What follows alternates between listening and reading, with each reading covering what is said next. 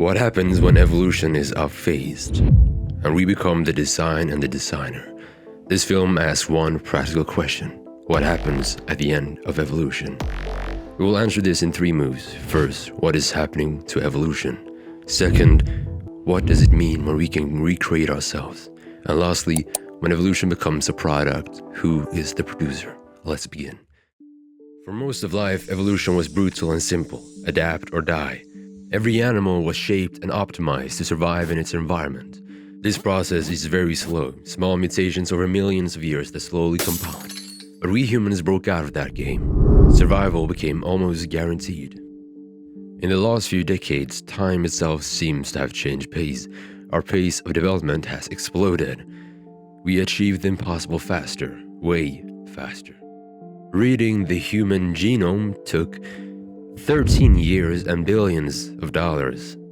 Today, it takes a few hours and only costs a few $100. It took roughly 1 million years to go from the control of fire to the agricultural revolution, about 12,000 years to go from agriculture to flight, and just 66 years to go from the first airplane to walking on the moon. We are outpacing evolution with medicine. Evolution is built upon death. But now millions who have died in the past due to some simple sickness live. Insulin, antibiotics, vaccines, organ transplants, and much more has loosened the grip of natural selection. Through technologies such as germline editing and embryo selection, neither reproduction nor mutation is fully random anymore. We'll live way longer than we would before, and our development in practically every field is exponentially hastening. The universal law of evolution seems to be repealed. But what happens when parents get to pick and choose between traits for their children? When there are no more existential crises for death, because there is no death. What happens when humans become Homo Deus, gods over themselves? Evolution will shift from necessity to preference. It used to be ruthless, and whoever did not fit its standards did not get to play the game of life. But now that this sentinel is dead, what values will replace it? Medicine, technology, design have brought us time, health, and options. So the question becomes, what do we do with this freedom? What happens to a human when its evolution is no longer an external force, but an internal decision?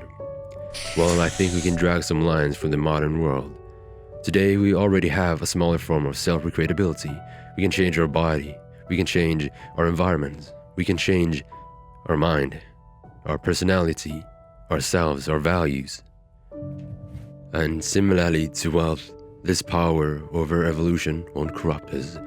It will magnify us, show what we already are. The portrait does not change. It just gets a bigger frame and becomes more visible. When exploring this topic, I wondered, when will humans stop being humans? Defining what a human is would require its own video. So if you're interested in that, leave a comment and let me know. What I am certain of though is that what we believe ourselves to be will be questioned in the near future. Humans with the ability to change themselves to their liking, gods over themselves. But being a god does not mean being right. It does not mean being perfect. Gods of mythology, for example, were flawed, very flawed. They were corrupt, selfish, lawmakers above their own law. That is what we must avoid, or we become Prometheus, godlike tools without godlike foresight. We have given ourselves the fire, and now we fear misusing it. Homo Deus.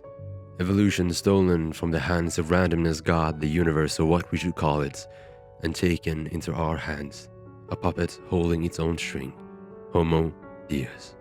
If we look at the power we hold today and the damage that we cause with it, will more power change that or simply scale it? Will Prometheus' gift ignite a new world or just burn this one down?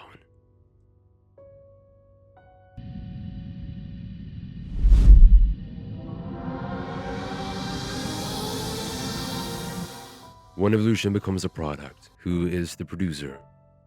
For an answer to this question, we can look at the present. Who is at the front line of development? Corporations. OpenAI, Google, and Nvidia, and the other players are the ones who decide the limits of AI. Governmental regulation is lagging behind. Issues such as copyright are still not solved after more than 5 years. To clarify, this video is not for or against tech companies. It is meant as a way of giving you a nuanced perspective. One route this can take is the productization of evolution. We pay to avoid sickness, to feel better, to perform better, to better conform to societal standards. The corporations will provide just that. But will they prioritize welfare or revenue, quality of life or retention? As long as the technology exists, there will be those who misuse it. Gambling, porn, social media, all of these are twisted biological drives, twisted for profit. Goal, keep the victim in addiction.